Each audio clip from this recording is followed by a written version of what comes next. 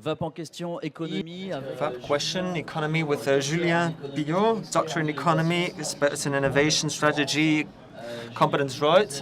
Julien PILLOT, you're director of the studies of the Institute of Xerfi, who's specialized in analysis, economic analysis on the French market and international market. So Xerfi, this group has recently published under your management a very important and detailed studies of cigarettes in France.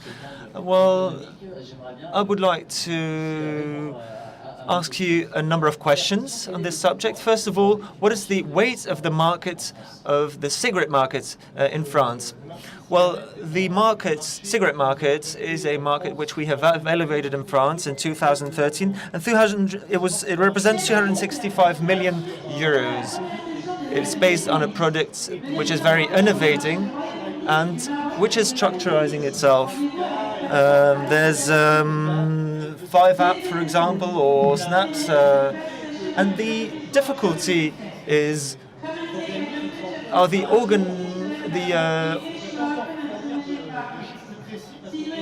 the problem is that some institutes cannot give detailed data because they don't have them as yet. And what we did is to do an analysis on a sectorial level to check the offer, the demand, to be able to evaluate the French market. So the analysis of the offer was done with the specialized distribution players, and we looked into the different types of distributors. For example, distributors specialized within the sector of electronic cigarettes, and we had a first evaluation of the offer. We have completed this with an analysis of the offer,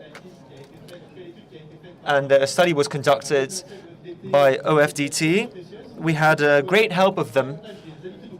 So we got the habits of the consumers in France through them, and also the number of vapers in France, and how much do they vape, and what is the average use of these vapers. So we had an analysis through the offer and also the demand, about 265 million euros represented by this market in 2014, and it was higher than was expected.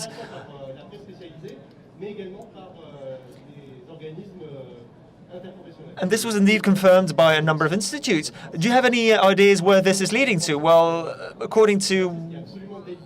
It's very delicate to say what we're heading for.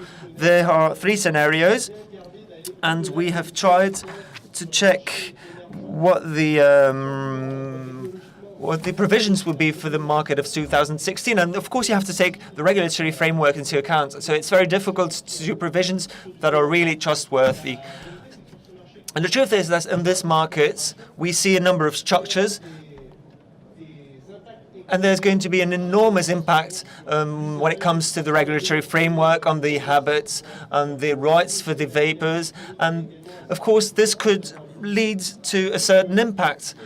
So it's very difficult to do provisions, trustworthy provisions. So we have 3 scenarios in order to check what the predictions are, what the forecast is going to be, the penetration rate, for example, with new groups of consumers, and also in function of the different types of electronic cigarettes compared to the traditional one, and also in the obstacles that could make or could have an impact on the consumers. So these numbers, the figures that we had based on these 3 scenarios, is that the tendency is that the forecast is really good for this market. And we could have a market of about 900 million euros in 2016.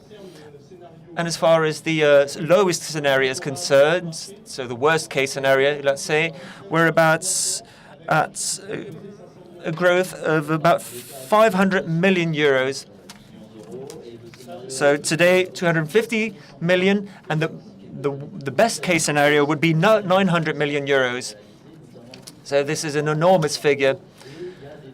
We have a number of titles that appeared in the press. So, according to press, for example, the number of consumers would multiplicate by 10, for example, decuplate. Well, it's very delicate, as I said before, to do any provisions, to do any forecasts. I would like to concentrate on the French market.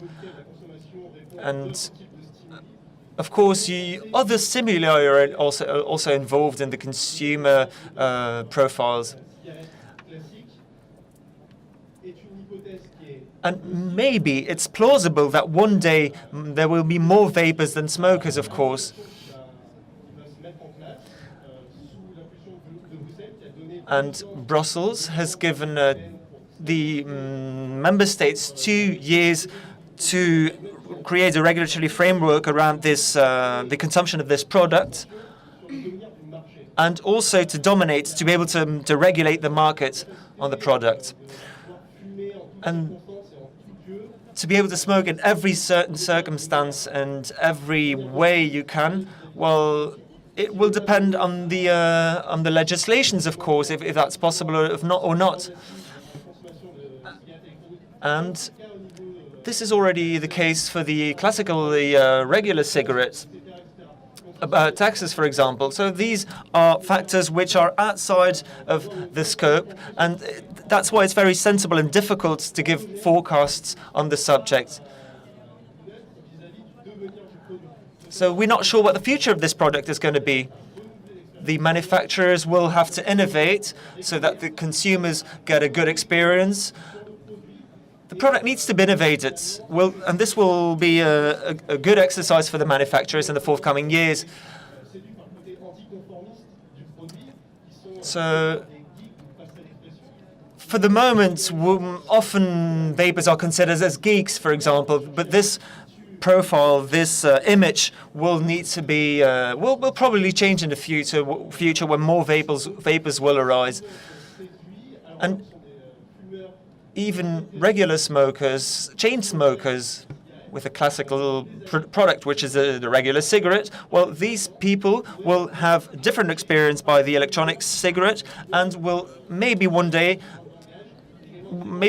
will start smoking the electronic cigarette. But the manufacturers will have to make sure that they convince these people to do so. Well, you have well analyzed the market in France. Would you say that the wave of the electronic cigarette, the peak of the wave has already been attained or not for France? Well, I would say in one way maybe yes, but the market in France has generated an enormous impact on the way of distributing these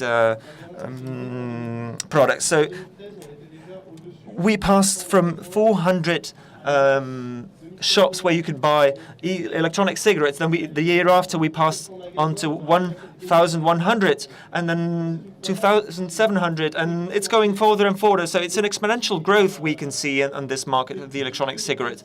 So the actual demand is increasing. It is higher than the offer for the moment. So there's competitors arising every time, and new stores are being opened all the time. So the electronic cigarettes will be sold by the boutiques, by the shops, and we think that at a given time the market will be saturated. The number of shops that opens will have to stop, because otherwise the offer will be too high.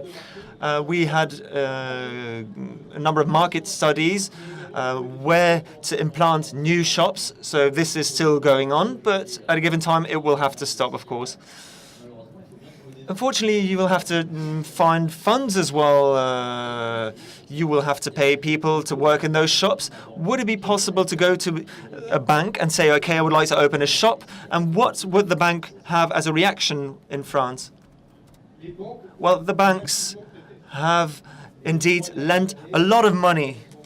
The last 3 years, they have given credit to people who wanted to launch themselves in the business, and they have done this massively.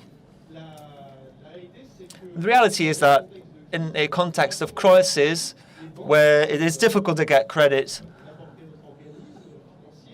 by a bank or any other institution, it is very incredible that this market has been able to draw credit from banks, to withdraw capital, and to use this to open new shops.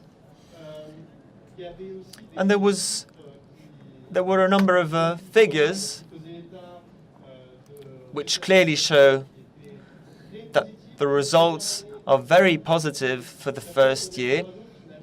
And it was an El Dorado for the banks, because they massively lent money to people who wanted to start up a business in the electronic cigarette sector.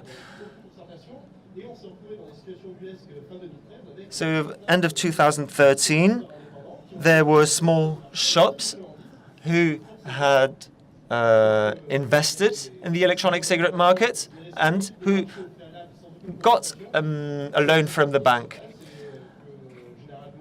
And generally speaking, we see an economic model where there's a winner so this means that a brand, for example, works, it functions well, and then the 2-3 others next to it try to steal the profits, let's say, try to copy the profits.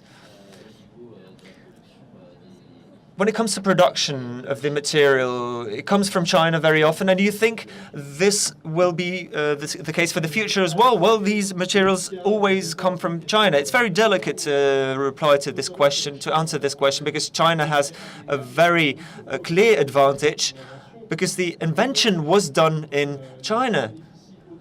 And they have enormous structures, an enormous, a huge economy. And what is interesting is, this also comes out of the analysis we did compared to the French market, is that although we have an advantage compared to the Asian market, well, it's sometimes difficult for the Chinese market, for the French markets, and there's maybe a cultural expression you can use in France, but the quality of the products is always put into question. And the French consumers went to the Made in France products, tricolors, for example, national products. So the distributors tend to show products that are made in France 100%. And I think it will be interesting and it will be needed if they want to sell products from abroad to give the good information on the characteristics of these products. And what do you think about the material? There are a number of analysts, American analysts, are talking about second, third generation products. And in the first generation, we saw products that very resemble the traditional cigarette. But do you think this product will continue to be present in the market? So the cigar-like product, will it continue in the market or not? In the study we did, we didn't talk about the cigar-like cigarette. We made indeed a difference between the rechargeable cigarette and the other types, but it has an enormous advantage. You have to stress this, because it resembles a product, you know, the classical cigarette, and it gives the same feeling to the consumer as when he, for example, takes a regular cigarette and puts it to his mouth. So, nevertheless, in the French market, there has been a structuration around a product that resembles to a product you have in front of you, which is a product that has been able to seduce consumers because there was an innovation, an evolution. It's a bit anti-conformist, and it's a product that has found its audience and that has been able to impose itself in the French market. I wouldn't say that one format will be more important than the other one, but we'll have to see. Julien, I would like to thank you for having assisted to this conference. So on the side of Xerfi, you can find more information for the people who are interested and to know the French market for this product. Thank you.